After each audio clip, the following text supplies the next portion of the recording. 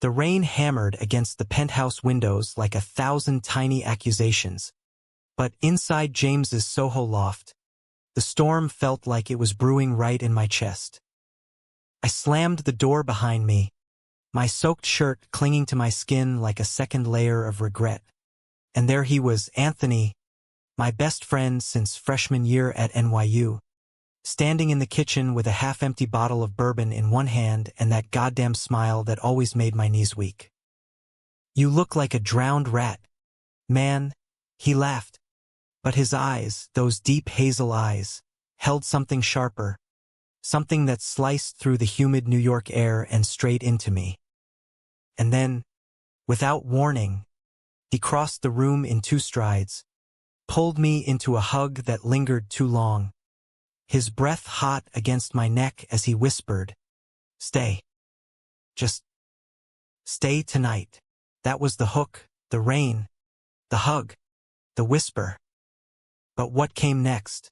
God, if I'd known, I might have walked right back out into the deluge and let it wash me away. James and I had been inseparable since that godforsaken orientation week in 2018, when we'd both shown up hungover from some Bushwick warehouse party, bonding over shared misery and a mutual hatred for small talk. He was the golden boy, tall, with that effortless Italian-American swagger, olive skin that glowed under the city's neon lights, and a laugh that could disarm a room full of Wall Street sharks. Me, Anthony Russo, the scrawny kid from Queens with a chip on my shoulder bigger than the Verrazano Bridge. I was the one who dragged him to dive bars in the East Village, where we'd shoot whiskey and talk shit about our exes, his string of model types who never stuck around, my parade of ghosting apps dates that left me questioning if I even knew what I wanted anymore. By 2025, we'd carved out lives that orbited each other like twin stars on the verge of collision. James had landed a cushy gig at a tech startup in Flatiron, turning code into cash while living in this absurdly chic loft his parents had bought as an investment. Exposed brick walls, mid-century modern furniture that screamed, "I have a trust fund," and a view of the Hudson that made you forget the subways were a rat-infested nightmare. I was grinding as a freelance photographer, hustling for gigs shooting indie bands at Bowery Ballroom or corporate headshots that paid the rent on my shoebox in Williamsburg. We'd crash at each other's places all the time, movie marathons with takeout from Joe's Pizza, late-night confessions over joints on fire escapes, but tonight felt different. Charged. Like the air before a blackout.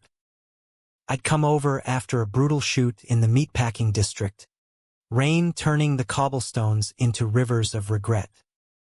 My latest relationship, if you could call 6 weeks of half-hearted texts with a barista named Tyler a relationship, had imploded that afternoon. He'd bailed on our plans with some lame excuse about needing space, but I'd seen the Instagram story, him grinding on some twink at therapy bar. I texted James on impulse, drowning in this shit weather. "Beers?" His reply was instant. "Loft. Now, bourbon's waiting." So there I was, dripping on his Persian rug, peeling off my shirt while he poured us doubles.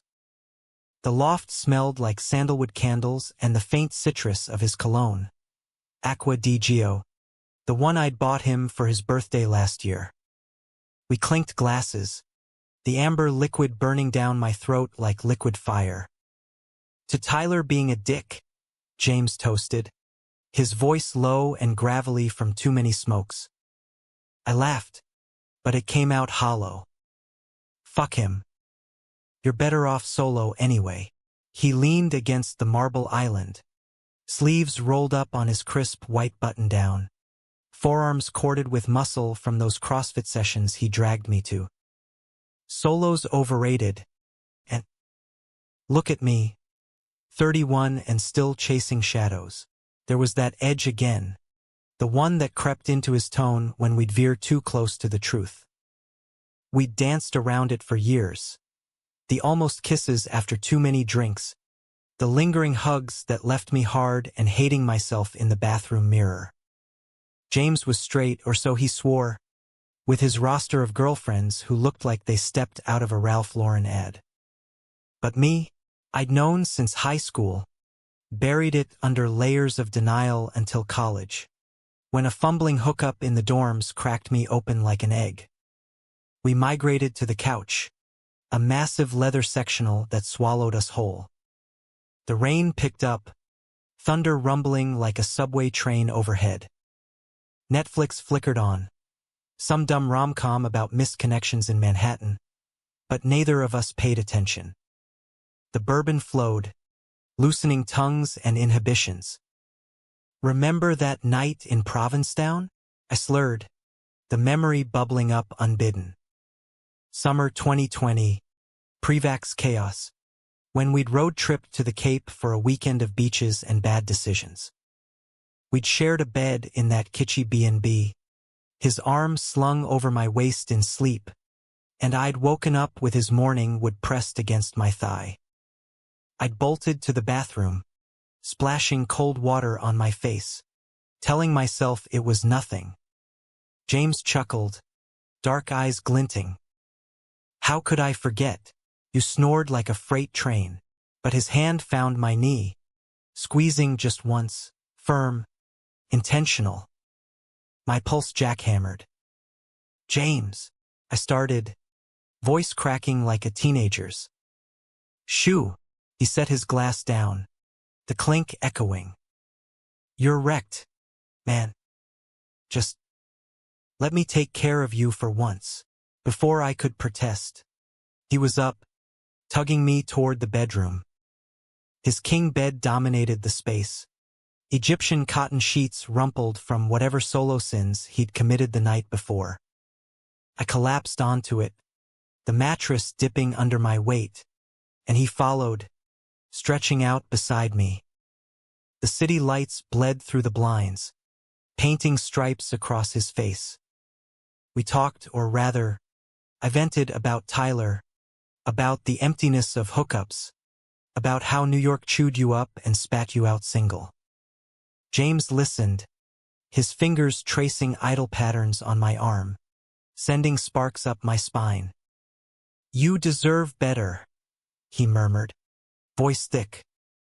"Someone who sees you. All of you." His hand stilled, then slid to my chest, palm flat over my heart. I froze, breath hitching. Our eyes locked, and in that suspended second, the world narrowed to the heat between us. Then he kissed me. It wasn't tentative, no exploratory brush of lips like in the movies. It was hungry, desperate, his mouth crashing into mine with the force of 7 years of pent-up whatever the hell this was. Bourbon and salt and him, all tongue and teeth, his stubble scraping my jaw as he rolled half on top of me.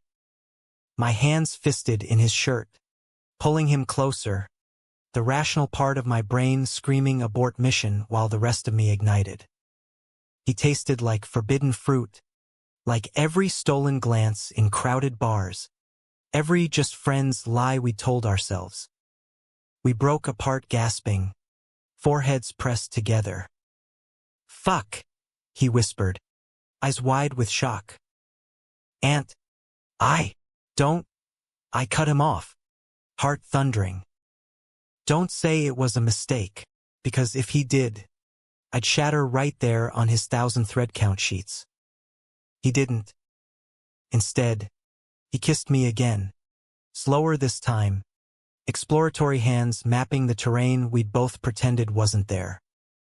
Shirts came off in a tangle, skin on skin electric under the storm strobe. His body was a revelation, lean muscle honed by rooftop runs, a faint scar on his ribs from a childhood bike crash I teased him about 100 times. I traced it with my lips, eliciting a groan that vibrated through me. We moved like we'd rehearsed it in dreams, hands fumbling with belts, jeans kicked to the floor. When he finally sank into me, gentle, reverent, whispering my name like a prayer, I saw stars brighter than the Manhattan skyline. Afterward, We lay tangled in sweat-damp sheets, the rain a soft lullaby. His arm draped over my waist, breath steady against my neck. For the first time in years, I felt anchored, seen. "This changes everything," I murmured into the dark. James stirred, pressing a kiss to my shoulder. "Yeah, but maybe that's okay." Sleep claimed us then, wrapped in the illusion of simplicity. But illusions shatter, don't they? And dawn brought the first crack. I woke to the scent of coffee brewing and the low hum of James's playlist, Springsteen crooning about highways and heartbreak. Sunlight sliced through the blinds like Judgment Day, illuminating the wreckage. Discarded clothes in a trail from the bedroom door, my phone buzzing angrily on the nightstand with unread texts from Tyler. "We need to talk." "Yeah, no shit." James appeared in the doorway, shirtless in gray sweats that hung low on his hips, 2 mugs steaming in his hands. His hair was a glorious mess, and that post-sex glow made him look like a goddamn Renaissance painting. "Morning. Gorgeous," he said, voice rough with sleep, sliding onto the bed beside me. He handed me a mug, black, 2 sugars, just how I liked it, and leaned in for a lazy kiss that tasted like promise. We sipped in comfortable silence, legs entwined, the city waking beyond the glass. For a heartbeat, felt normal, right? Like we'd been here all along, and the years of denial were just a bad dream. "Last night," he started, setting his mug down, "wasn't some drunken fluke, and thought about it. A lot." My chest tightened, hope warring with terror. "Yeah? When?" He traced the rim of his mug, avoiding my eyes. "Since Provincetown. Hell, since that party at your place junior year. When you kissed that guy from the film department and I couldn't stop watching." A rueful smile tugged at his lips. I told myself it was curiosity. Bro code or whatever bullshit. But it's more. "You're more." I swallowed hard, the coffee bitter on my tongue. "And the girlfriends? The endless parade." "Shields," he admitted, voice cracking. "Easier to date women. Keep things uncomplicated. My family's old school. Dad's a retired cop from Jersey. Mom's the devout Catholic type. Coming out? Not in the cards." He met my gaze then, raw vulnerability etching lines around his eyes. "But with you, I don't want to hide anymore." We made love again that morning, slower, savoring the newness. His hands worshipped every inch, lips murmuring endearments in that half-Italian lilt his nana had passed down. "Ti amo," he breathed against my skin, and even if it was just pillow talk, it lodged in my heart like an arrow. The day blurred into domestic bliss. Brunch at Jack's wife Frida in the village. Avocado toast and bottomless mimosas, followed by a walk through Washington Square Park, where buskers strummed Dylan covers and NYU kids hustled for subway fare. We held hands under the arch, testing the waters, and when no one batted an eye, felt like victory. James bought me a vintage Leica lens from a street vendor, insisting it was for the artist, but his grin said otherwise. By evening, we were back at the loft, cooking pasta alla vodka from a recipe his mom had emailed, burnt garlic and all, laughing over spilled wine. But as we ate cross-legged on the floor, plates balanced on knees, my phone lit up again. Not Tyler this time. Sarah, James's on again. Off-again girlfriend from the startup scene. "Hey babe, in town early. Dinner at Gramercy Tavern? 8 p.m.? Miss you. Kiss mark." The fork slipped from my fingers, clattering against the hardwood. James glanced over, brow furrowing. Everything good? I slid the phone across the rug. He scanned the text, color draining from his face. Shit. I forgot to tell her we broke up last month. Last month. My voice was steel wool. You mean, while you were thinking about it with me crashing here every weekend? He set his plate down, hands raised like I was a spooked horse. Aunt, it's over. For real this time. She just doesn't know yet. The room tilted. Doesn't know? Or doesn't want to? I stood, pacing the length of the loft, the Hudson mocking me with its indifferent sparkle. Jesus, James. One night of honesty, and you're already backpedaling? I'm not. He was on his feet too, closing the distance.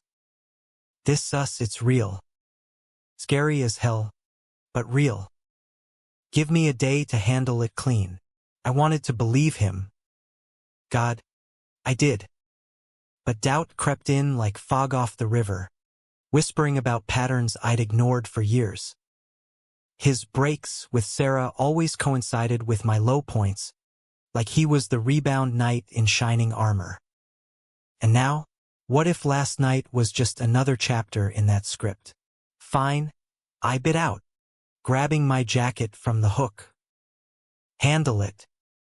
I'll crash at my place. Aunt, wait. His hand caught my wrist, grip firm but pleading. I yanked free, the door slamming behind me like punctuation. The elevator ride down was a descent into hell, mirrors reflecting a man I barely recognized. Flushed cheeks, swollen lips, eyes haunted by what-ifs. Outside, the September chill bit through my thin shirt, but it was nothing compared to the ice in my veins. Back in Williamsburg, my apartment felt like a tomb. Unwashed dishes in the sink, film rolls scattered like confetti from a party I couldn't remember. I texted Tyler on a masochistic whim. Coffee tomorrow? His reply pinged back fast. Sure. Neutral ground? Neutral. Like we were negotiating a truce in a war neither of us had signed up for. Sleep evaded me, the ceiling fan whirring accusations. By 3 a.m., James's texts lit up my screen. Come back. Please. I called her. It's done. I need you. I scrolled through photos instead. Us at Coney Island last summer. Cotton candy smeared on his grin. Rooftop beers in Bushwick. City lights haloing his silhouette. Friends. Always friends. Until now. Morning brought a hangover of regret. Tyler met me at a hole-in-the-wall on Bedford. His barista apron swapped for a flannel that screamed, trying too hard. He looked good, rested, uncomplicated, and for a fleeting second, I wondered if easy was the antidote to chaos. We talked surface-level work gripes, mutual friends dramas. But when he leaned in, hand brushing mine, I flinched. You okay? He asked, concern creasing his brow. Not really. Honesty spilled out then. The edited version. A fight with my best friend. Lines blurring in the rain. Tyler nodded, empathetic, but his eyes sharpened. Sounds intense. You deserve someone who doesn't make you question everything. He was right. But as I walked home, the East River glittering under a crisp blue sky, James's face haunted me. Question everything? Yeah. Including myself. That afternoon, my agent landed me a gig, shooting a queer pride retrospective for Out magazine, portraits of couples who'd weathered storms worse than mine. I spent hours in a studio off Houston, coaxing stories from strangers, tattooed activists with wedding bands earned in fire, elders who'd buried partners in the AIDS crisis. Their resilience cracked something in me, a reminder that love wasn't a straight line. It was a subway map, full of detours and delays. By dusk, I was raw, lens capturing ghosts. James showed up unannounced, leaning against the studio doorframe with takeout bags from Di Ferra's, the best pizza in Brooklyn, our ritual peace offering. "Truce?" he asked, voice tentative, eyes searching. I lowered the camera, the models excusing themselves with knowing smiles. "Depends. You eat crow with extra cheese." We devoured slices on the fire escape, grease dripping onto the alley below, the city a symphony of horns and sirens. He told me about the call with Sarah. Tears, accusations, her vowing to key his Maserati, which he didn't own. Thank God. "It's messy," he admitted, "but she's out. For good. And us?" The question hung heavy. He wiped sauce from my chin, thumb lingering. "Us is the only thing that makes sense." Then, softer, "I love you, Anthony. Have for years." The words landed like grace, dissolving the last of my walls. We kissed there under the fading sun, pizza forgotten, hands rediscovering paths. That night, I stayed at his place again, no storm, no bourbon, just us. Slow dances in the living room to Coltrane vinyls, confessions whispered in the dark. For the first time, I let myself believe in the detour. But New York has a way of testing faith. 2 weeks later, at a gallery opening in Chelsea, my pride photos on the walls, champagne flutes clinking, Karma knocked. Sarah sauntered in, arm linked with a venture capitalist type, her red dress a slash of fury. She air-kissed cheeks, all socialite poise, until her eyes locked on James across the room. Me, standing beside him, hand in his. The air thickened. She approached like a shark, smile brittle. "James." "Anthony." "Cozy." James stiffened, but I squeezed his hand, our first public anchor. "Sarah." "Good to see you." She ignored me, laser-focused on him. "Heard you finally manned up." Pity it took poaching my sloppy seconds. The words were venom, laced with the kind of casual cruelty that passed for wit in their circles. James's jaw clenched. "We're done here. Walk away." But she didn't. Instead, she pulled out her phone, swiping to a photo. Us. Last week at the Stonewall Inn. James's arm around my shoulders, my head on his chest. Tagged publicly, with a caption that twisted the knife, "When your ex upgrades to his side piece." Karma Brooklyn boys. The room hushed, heads turning. Whispers rippled like aftershocks. My stomach plummeted, betrayal, not just from her, but from the exposure we danced around. James's hand slipped from mine, face ashen. "How? Mutual friends," she purred. "You think you're discreet? This city's a fishbowl." I bolted then, weaving through the crowd, the gallery's abstract nudes blurring into smears. Outside, the night air was a slap, taxis honking judgment. James caught up blocks away, grabbing my arm. "Aunt, wait, side piece." I whirled, voice breaking. "Is that what I am?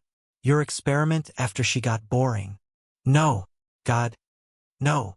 He pulled me into an alley, away from prying eyes, hands framing my face. "You're everything." She's lashing out. Hurt people hurt people. Tears stung, hot and unbidden. "But the photo. It's out there. Your family. The job. Fuck 'em," he growled, fierce. "If they can't handle this, they don't deserve us." He kissed me then, hard and claiming, right there under the sodium glow. A passerby wolf whistled, but we didn't care. It was defiance, declaration. We went back inside together, heads high, her glare bouncing off like rain on glass. The night salvaged itself, cheers from queer allies, toasts to authenticity. But the seed of doubt? It lingered, a shadow in paradise. October crept in like a thief, leaves turning the high line into a ribbon of fire, but the chill settled deeper in our bones. James and I fell into a rhythm that felt dangerously close to forever. Weekday mornings with his fancy espresso machine hissing like an angry cat, me editing photos at his kitchen island while he coded away on dual monitors. Weekends were ours, brunch at Bubby's, hikes in Prospect Park where we'd fuck in the bushes like reckless kids, then collapse into picnics of prosciutto and figs. He even met my ragtag chosen family. My sister Maria from Queens, who grilled him over cannoli like he was auditioning for the mob, and my best gay pal Luca, who declared him a solid 8 points for the loft. Doc for heteroflexible baggage. But baggage has weight. James's phone buzzed more than usual. His mom calling from Jersey with passive-aggressive voicemails about grandkids and settling down. Colleagues side-eyeing him at happy hours. He brushed it off with that trademark grin. But I saw the cracks. The way he'd scroll Sarah's Instagram late at night, jaw tight, the hesitation before posting our couple selfie from the Brooklyn Bridge, thumb hovering over share. One crisp Saturday, we drove upstate to his family's cabin in the Catskills, a A-frame relic from his grandfather's moonshine days, all knotty pine and lake views. It was meant to be romantic. Flannel shirts, esmores by the fire pit, skinny dipping in water cold enough to shrink your soul.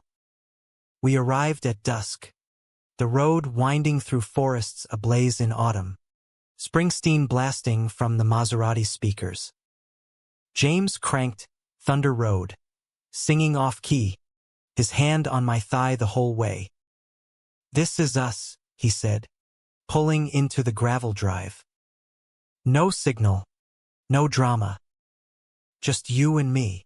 The cabin smelled of dust and cedar, a time capsule of faded glory.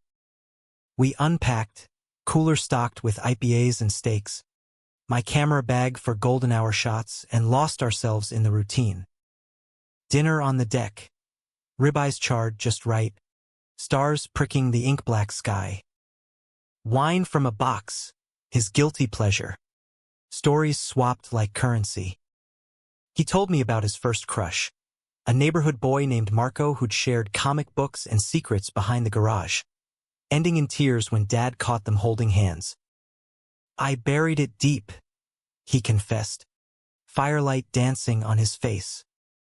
"Until you dug it up." I shared my own ghosts, the AIDS quilt exhibit in D.C. that my uncle dragged me to as a kid, his partner lost to the plague, teaching me love's fragility early. "Makes you fight harder," I said, lacing our fingers.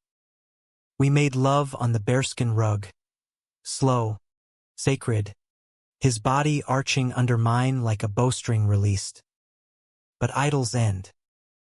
Sunday morning, as mist rose off the lake like smoke signals, his phone, buried in the kitchen drawer for detox, vibrated to life. We both froze, coffee mugs midway to lips. He fished it out, screen lighting his scowl. "Dad, answer it," I urged, though my gut twisted. Family calls were landmines. He did, voice casual. "Hey, Pops. What's up?" Pause. Laughter, forced. Then, "Yeah, cabin's great. Anthony's here, you know, photo guy." Another pause, longer. His face shuddered. "No, not like that. Just buddies crashing." He hung up, tossing the phone like it burned. I set my mug down, steam curling like questions. "Buddies. It's reflex," he muttered, raking hands through his hair. He's old school. Thinks gay's a phase or a punchline. Reflex. Echoed. Heat rising. We're posting pics. James. Holding hands in public. And you still can't. Can't what? Out myself to a 70-year-old cop who calls rainbow flags fairy dust? He stood, pacing the creaky boards. This isn't black and white. And it's my blood. Your blood's ashamed? The words escaped, sharp as lake ice. He whirled, eyes flashing. No. I'm protecting us. From the fallout. Us? Or you? I grabbed my jacket, boots thudding toward the door. I'm tired of being your dirty secret in the woods. Anthony. He blocked the porch steps, desperation etching his features. Stay. Please. We'll figure it. But I was already in the car, engine roaring to life. The drive back was a blur of tears and tail lights, Adele wailing from the radio about rolling in the deep. By the time I hit the city, resolve had hardened. Space. I needed space to breathe without his gravity pulling me under. Williamsburg welcomed me with graffiti walls and the acrid tang of street meat. Luca met me at a dive on Berry Street. Shots of Patron lined up like soldiers. Spill, he demanded, eyeliner smudged from his drag shift. I did the cabin, the call, the lie. He listened, nursing his drink, then slid a hand over mine. Babe, he's scared. But fear's a shitty foundation. You deserve concrete. Luca was right. That week, I dove into work. A commission for a queer erotica book. Bodies intertwined in soft focus, evoking the vulnerability I'd lost touch with. James texted daily, miss you. Coffee? I'm sorry. Dinner? But I replied in monosyllables, building walls brick by bourbon-soaked night. Then came the betrayal, swift as a stiletto. It was a Thursday, rain lashing my studio window like accusatory fingers. I just wrapped a session when my agent buzzed. Portfolio drop incoming. Check your email. I did. Heart skipping at the attached file. Proofs from an anonymous tip. Photos. Candid and cruel. James. Last weekend at a work mixer in Midtown. Sarah draped over him like kudzu. Her lips on his cheek. His arm loose around her waist. Timestamped after our fight. Caption in the metadata. Tell your boyfriend happy hunting. The room spun. I forwarded it to him. Fingers numb. Explain. His reply was instant. Not what it looks like. Call me. I didn't. Instead, I called a car to Soho, storming the loft like a one-man SWAT team. He opened the door in sweatpants. Eyes bloodshot. Had he been crying? Aunt, save it. I shoved my phone under his nose, the image glaring. This, while I'm upstate spilling my soul. He deflated, sinking onto the couch. It was networking. She cornered me, old colleagues. You know, one drink turned to three, and she leaned in. I pushed her away. Swear to God. Pushed or posed? My voice cracked, venom lacing the doubt. You're a magnet for this shit, James. Girlfriend ghosts. Family lies. Now exes playing paparazzi. What's next? A coming-out party where you toast to straight curiosity? He surged up, grabbing my arms. Stop. I love you, only you. Sarah's poison, trying to claw back control. Delete it. Block her. But the damage festered. I can't keep waiting for you to choose me over the mess. Tears came then, hot and humiliating. I'm done being the side quest. His face crumpled, hands falling limp. Don't. Please. You're my endgame. I wrenched free, the door my exit strategy. Outside, the rain swallowed me whole, mirroring the flood inside. Back home, I curled into bed, phone silenced, dreams haunted by hazel eyes and half-truths. Days blurred into a haze, shoots canceled, friends concerned check-ins, a bottle of Glenfiddich that tasted like ash. Luca dragged me to therapy for retail therapy, aka shots and bad decisions. But even the drag show's glitter couldn't pierce the gloom. Then, a package arrived. No return address. Brown paper crinkling like whispers. Inside, a leather-bound journal, James's handwriting scrawled on the first page, for the words I couldn't say. I shouldn't have opened it. But curiosity is a cruel mistress. Pages chronicled us. Sketches of my laugh lines, poems about stolen glances, entries from Provincetown woke up wanting him. Fucked if I know why it scares me so much. The last, dated yesterday, lost him. My fault. But if love's a risk, I'd bet it all on Anthony, every time. Sobs racked me, ink blurring under salt. He wasn't perfect. Hell, neither was I. But in the wreckage, there was truth. Raw, human truth. I texted him at midnight, journal's a cheap shot. Coffee. Neutral ground. Dawn. His reply, I'll be there. The all-night diner on Houston glowed like a beacon, fluorescent harshness chasing shadows.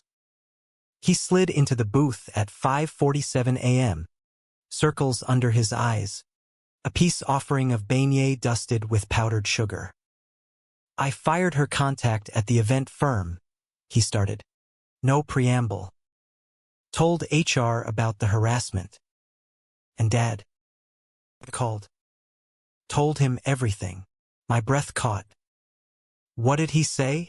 Roared like a bear. Hung up, a sad smile. But Mom texted later, we love you. Both of you. Come for Sunday gravy. Hope flickered, fragile as dawn light.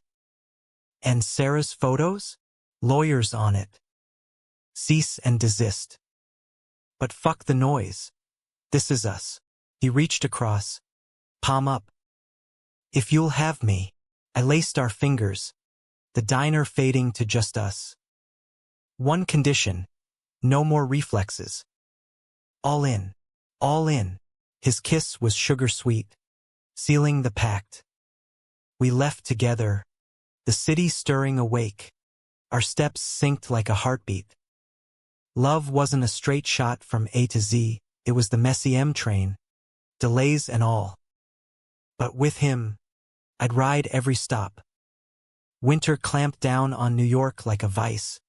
December winds howling through the canyons of steel and glass, turning breaths to ghosts. James and I rebuilt, brick by tentative brick, therapy sessions in a walk-up off Union Square, where a no-nonsense shrink named Dr. Patel unpacked our baggage with surgical precision. Vulnerability isn't weakness, she'd say, her bindi a steady flame. It's the mortar. James grumbled through it at first. Shrink talks for Hollywood. But soon he was journaling again, pages filled with affirmations and apologies, shared over takeout falafel from the halal guys. Christmas loomed, a minefield of tradition. My family in Queens embraced him like a long-lost son. Nana Russo stuffing his face with sfogliatelle, cousins ribbing him about stealing the queer heartthrob. His side, frostier.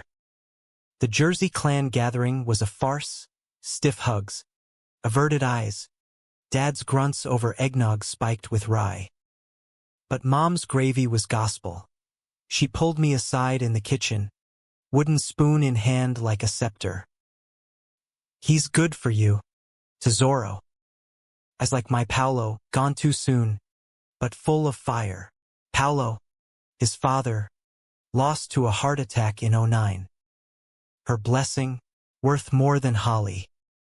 New Year's Eve found us on his rooftop, bottle rockets popping over the skyline, champagne fizzing like our nerves. Resolution? He murmured, nuzzling my neck amid the party chaos. Luca DJing bad 80s remixes, Maria snapping candids. Survive, I joked, but meant it. We dodged bullets. Sarah's lawsuit fizzling into a whimpering NDA. James's promotion at the startup, with a queer ally on the board who high-fived him over craft beer. But peace was precarious, a high-wire act without nets. January brought the storm, literal and otherwise. A nor'easter dumped 2 feet on the city, subways stalling, power flickering like a bad omen. Trapped in the loft, we binge-watched It's a Sin curled under quilts, the miniseries AIDS-era ache mirroring our fears. What if? James whispered during a quiet scene, his head on my lap. Health stuff. Family dying off. Losing you to it. I stroked his hair, voice steady. Then we fight. Like they did. With everything. But words are cheap. Fate tests with teeth. Mid-February, I collapsed during a shoot at the Gowanus Canal, industrial chic turning to vertigo, camera slipping from numb fingers.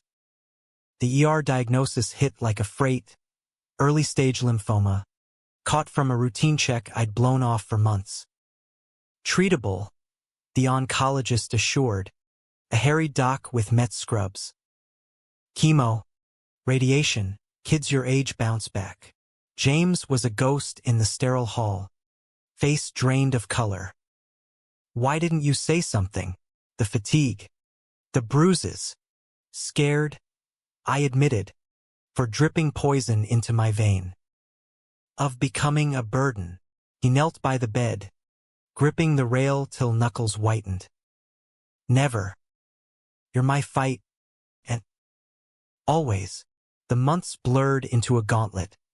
Infusions that left me a husk, puking rainbows into basins while he held my hair, whispering dumb jokes about glowing from the inside out.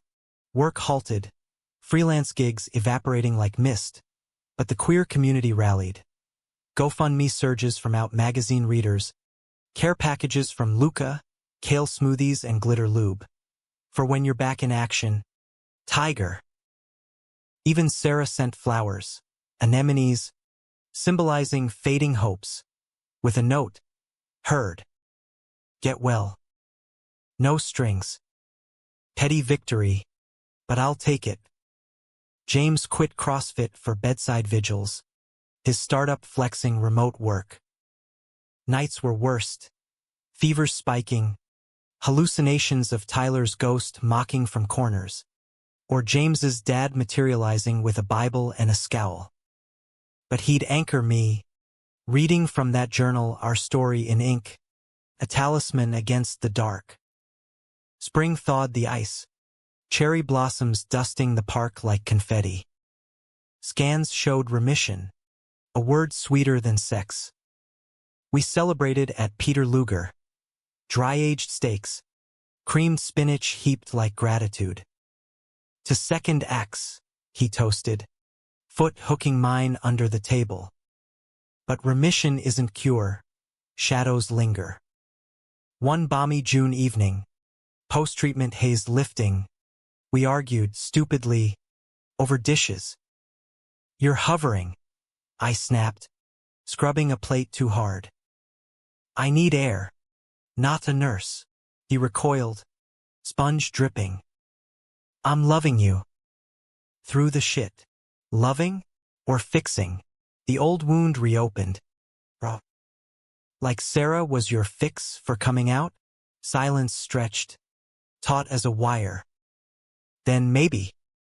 At first, his admission hung, a guillotine. But you're not a phase. You're home. I dropped the plate, shatter echoing like thunder. Prove it, he did, in the quiet way that mattered, proposing to his board for queer-inclusive health policies. marching with me at Pride under a banner reading Love Wins, even when it hurts. Dad thawed too. A gruff call, heard about the cancer. Tough kid. Bring him to the track, horses don't judge. July heatwave baked the city, but we cooled off in the Hamptons. Borrowed beach house from Luca's sugar daddy. Waves crashing like applause. There, under a meteor shower, James dropped to one knee on the sand. Ring glinting. Platinum band etched with coordinates of our first kiss. Marry me, Anthony. Not despite the mess, because of it. Tears mixed with salt water. Yes. 1,000 times. The wedding was small, rooftop in Soho. Autumn golds framing vows. Maria officiated. By the power vested in me by the internet. Luca as best man. Toasting with limoncello shots. We danced to Thunder Road. His head on my shoulder. The skyline our witness. But life scripts twists. A year later, honeymoon in Provincetown. Full circle. James's phone rang mid-dinner. Mom, voice quavering. Dad had collapsed at the precinct reunion. Massive coronary. We raced back. Me driving through the night. His hand clenched in mine. The hospital was a limbo of beeps and bleach. Dad on life support. Tubes snaking like accusations. James shattered in the chapel. Fists pounding pews. I waited too long. He dies hating me. Us. I held him, rocking like a child. He doesn't. Mom said, fuck what she said. Rage boiled over, spilling into blame. If I hadn't hidden, maybe we'd have talked. Fixed it. The words landed like shrapnel. Hidden or survived? I shot back, heat rising. You think this is my fault? The cancer, the closet. I'm the villain now. We fractured there. In that holy hush, voices echoing off stained glass. Nurses shushing from halls. He stormed out, leaving me with ghosts. Dawn found me on a bench outside, dew-soaking slacks. Regret a cold companion. Luca arrived with coffee. No judgment. Go to him. Families are fucked up symphonies. Play your part. I did. James in the cafeteria, head in hands, untouched Danish crumbling. I'm sorry, we chorused. Collision soft. Inside, Dad rallied, miracle of meds, waking to see us entwined by the bed. His eyes, faded blue, flicked between us. Gruff cough. You too. Solid. James nodded, throat bobbing. Yeah. Pops. Solid. A hand gnarled. Coprough squeezed James's. Good. Don't fuck it up like I did. Then, softer, proud, son. Of both, tears fell unchecked. Forgiveness isn't fireworks. It's this, quiet, hard-won grace.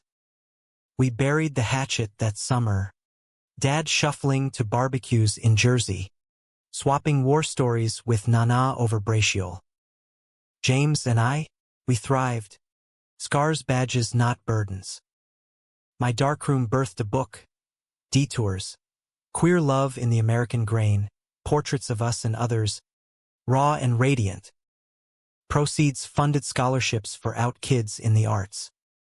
On our second anniversary, back in the loft where it started, rain pattering like applause, we slow danced naked in the kitchen. To unplanned nights, he murmured, lips on my collarbone. And messy dawns, I replied, pulling him closer. Love's no fairy tale. It's grit and grace. Betrayals burned to ash. Rising phoenix strong. In America's vast, flawed heart, we found ours, beating, unbroken.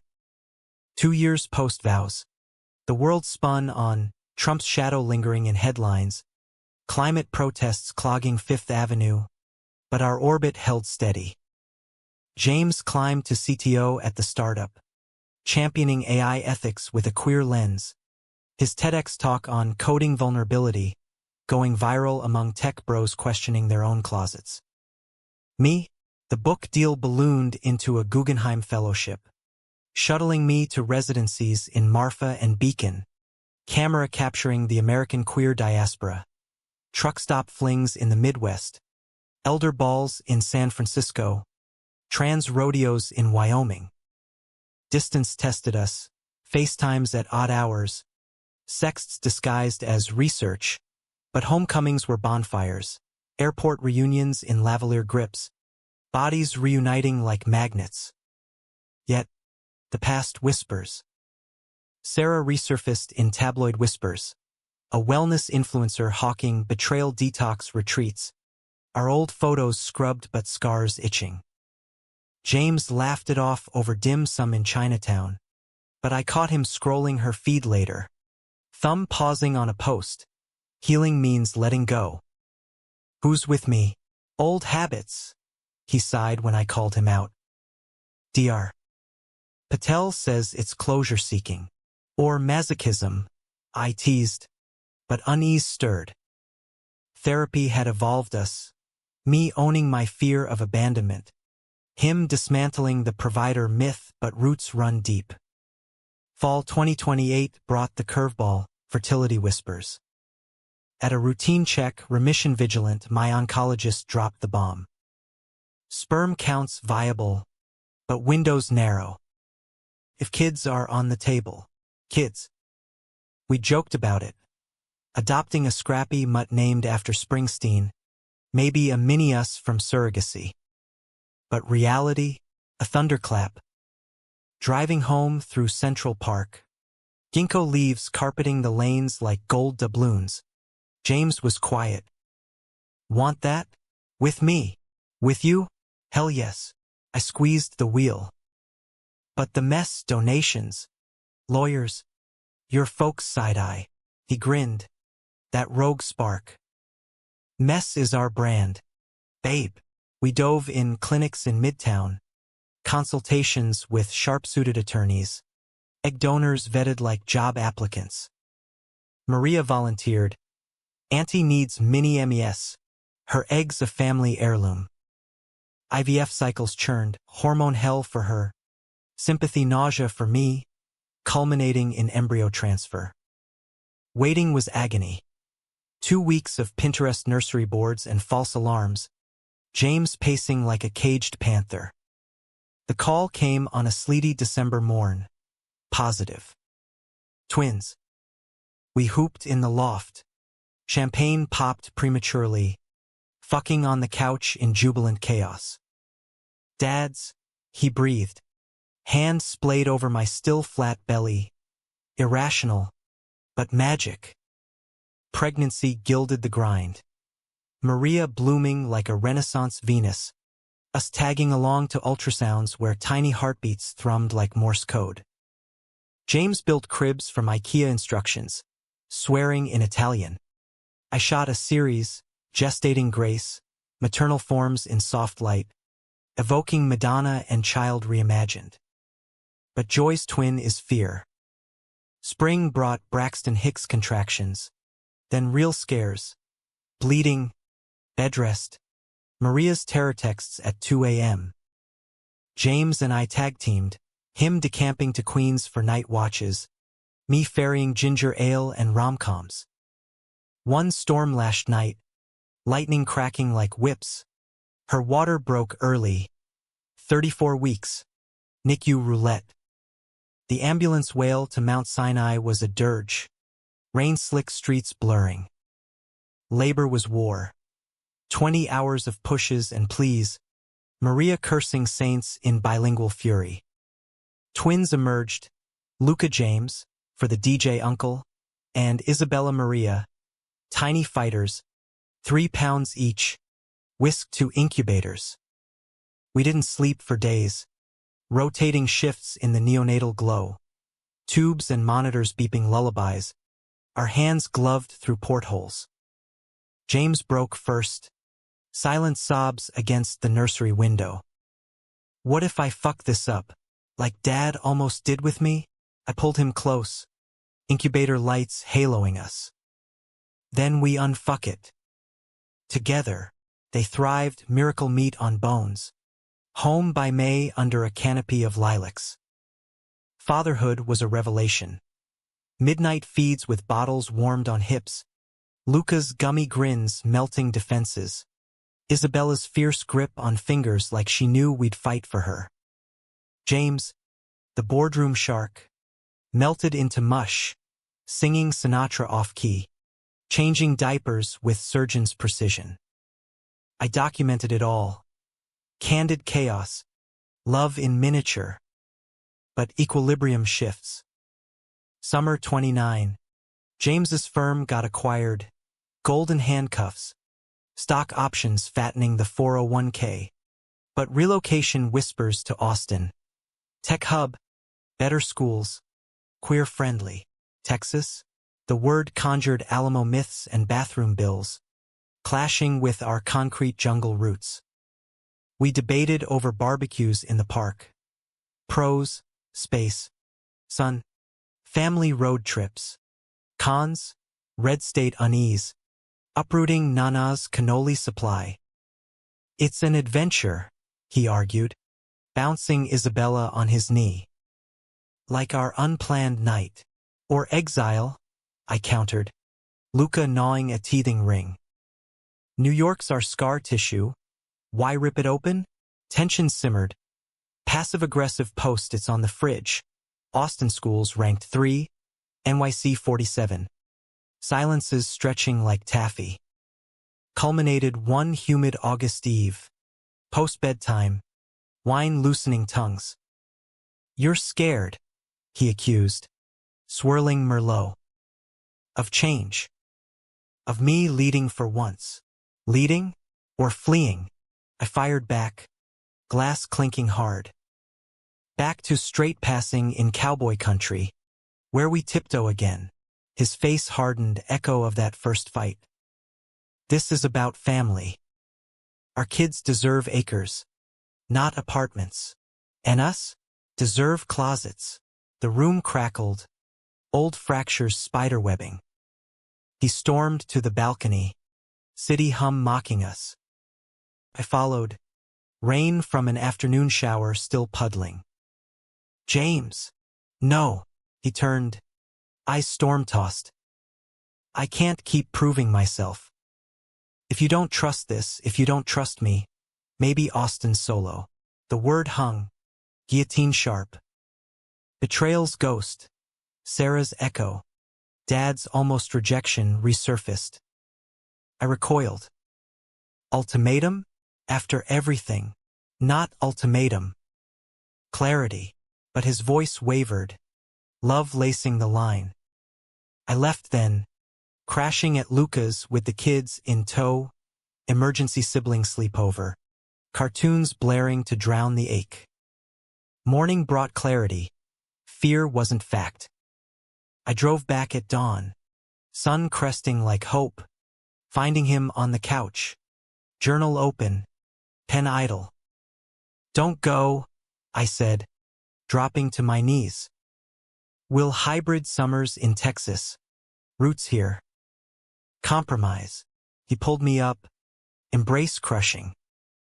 I was bluffing. Scared too. Of losing you to the what-ifs. We laughed through tears, sealing with salt-kissed lips.